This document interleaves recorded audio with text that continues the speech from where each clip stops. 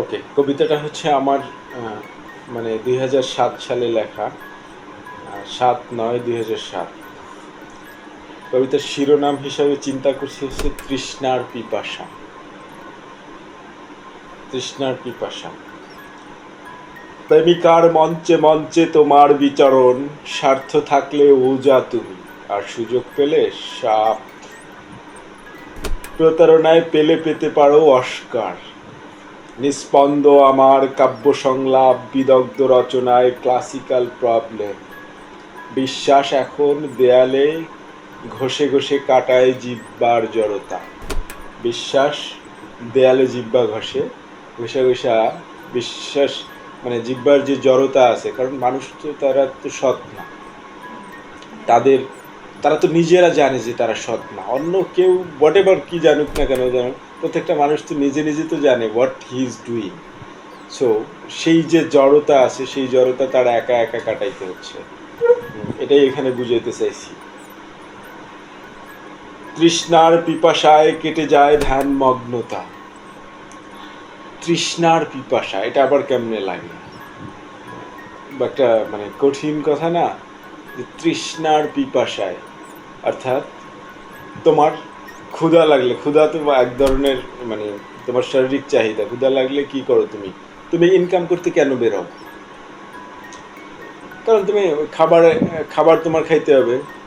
তোমার খাইতে হবে না, তোমার খাওয়ার জন্য তুমি ইনকাম করতে নামো। দ্যাট মিনস তোমার তৃষ্ণার পিপাসা, মানে এটা টাকা ইনকাম করা একটা নেশা হয়ে যায় না, এটা একটা পিপাসা হয়ে যায় না কাজটা।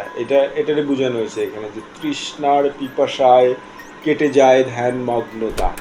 অর্থাৎ যখন কাজ করতে বেরোই, তখন মানে এই যা কল্পনা করি না কেন, প্র্যাকটিক্যালি যে ডিফারেন্ট থিং। তো সেটাই এখানে মানে বোঝানো হয়েছে। অথচ তুমি শীতল বাতাসের মধ্যে টেনে আনো ঝড়ের ঠোঁটে ভাঙনের নেশা। অর্থাৎ একটা শান্ত পরিবেশ থেকে হঠাৎ করে মানে তোমার একটা বিপদ চলে আসবে। তুমি সব কিছু ভালো আছো, হঠাৎ করে একটা বিপদ চলে আসবে। মানে ঝড়ের ঠোঁটে ভাঙনের নেশা মানে কি? ঝড় কিছু একটা আসছে, তোমার বিপদ আসছে, ভাঙন তুমি মানে তোমারে ভাঙবে, অর্থাৎ তোমারে কিছু না কিছু তোমার ক্ষতি করবে, মেন্টালি হোক, ফাইন্যান্সিয়ালি হোক, হোয়াট এভার।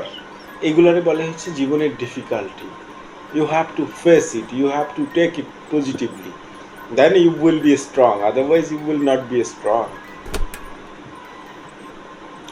সো তারপরে, অথচ তুমি শীতল বাতাসের মধ্যে টেনে আনো ঝড়ের ঠোঁটে ভাঙনের নেশা। প্রয়োজন নেই তোমার কলুষিত প্রণয়, প্রতারণার নির্মম দহন, লালসালু চাহনি।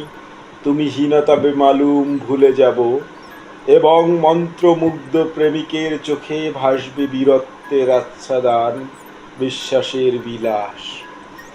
মানে এটা দিয়ে বুঝাইতে চেয়েছি যে হোয়াট এভার সিচুয়েশন, তুমি আমারই ঠকাইতে পারবা না। কারণ I am a individual, I have a power, I can take some decision. So তুমি যত প্রতারণা করো, আমি প্রতারিত না হলে তোমার প্রতারণাই তো ব্যর্থ, তাই না? সো এটার জন্য তুমি প্রতারণা করো আর যা করো, তোমার তো মানে আমাকে প্রতারিত করতে হবে, নাইলে তো তোমার প্রতারণার সফলতা আসবে না। অর্থাৎ তুমি একজনকে যদি, তুমি যদি ঠকো, এটার মানে হচ্ছে তুমি যদি ঠকো, দ্যাট মিন্স তুমি বোকা। তোমার যে ঠকাইছে সে চতুর না, he is leading his life. তার ওইখানে কোনো স্বার্থ ছিল, সে ওইখান থেকে কিছু পাইছে। তার হয়তো তার মানে এটা এক্সিকিউট করার ওয়েটা ছিল wrong, but he is doing whatever is, মানে প্র্যাকটিক্যালি যা চলে সে সেটা করবেই। সো এটার জন্য তারে দোষ দিয়ে লাভ নেই। তো সেই সময় মানে আমার মধ্যে সেই বয়সে এই ওয়ার্ড চুচিং এবং এই মানে এত মিনিংফুল কবিতা লেখা, মানে আমার এখন কল্পনা করতে আশ্চর্য লাগে যে আমি কি করে তখন হয়তো মিনিং বুঝি নাই, মিনিং না বুঝেই একটা কাল্পনিক শক্তি থেকে লিখে ফেলছি। প্রচুর পড়াশোনা করছি, প্রচুর বই পড়ছি, পড়া তার ভিতর তার একটা মানে নির্যাস, একটা রিফ্লেকশন এই লেখাগুলায় পড়ছে। কিন্তু এখন এটার মিনিং বুঝতেছি বুঝতেছি না, দ্যাট ইজ সামথিং মানে প্রেজেন্টেশন। বট এবার এখানে কি লেখা আছে সেটা মুখ্য না, মুখ্য তুমি কিভাবে দেখতেছো। আমি বর্তমান সময়ের সাথে মিলাইছি। তুমি যদি চাও আমি এটা ফিউচার সময়ের সাথেও মিলাই দিতে পারবো। তুমি যদি চাও এটা আমি পাস্টের বিদগ্ধ ইতিহাসের সাথেও মিলাই দিতে পারবো। It is something presentation. তুমি কিভাবে করবে, আর তুমি প্রেজেন্টেশন কিভাবে করো এটার সবচেয়ে বেশি ইম্পর্টেন্ট হচ্ছে তুমি কিভাবে দেখো। তুমি যেভাবে দেখো দ্যাট ইজ ইউ আর্নিং। তুমি প্রেজেন্টও এভাবেই করতে পারবা। তোমার দেখা কি মানে বিচক্ষণ আছে, তুমি কি সব অবজার্ভ করো।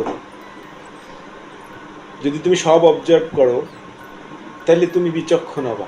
আর তুমি যদি বিচক্ষণ হও তুমি জীবনকে বিচার করতে পারবা।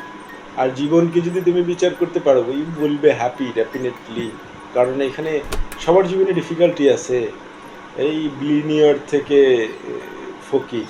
আমি এটা সব সময় বলি, সবার জীবনে ডিফিকাল্টি আছে, নোবডি ইজ হ্যাপি হিয়া। শুধু যে মনে করে সে হ্যাপি আছে সেই হ্যাপি আছে, এছাড়া কেউ হ্যাপি নাই। তুমি বিশ্বাস করো কেউ হ্যাপি নাই। তুমি সবার কাছে যে ওয়ান বাই ওয়ান যদি জিজ্ঞেস করো দেখবা they have something sad. So that means কি স্যাড থাকা, it is one kind of situation, there is no sadness. তুমি আমার লজিক বুঝছো?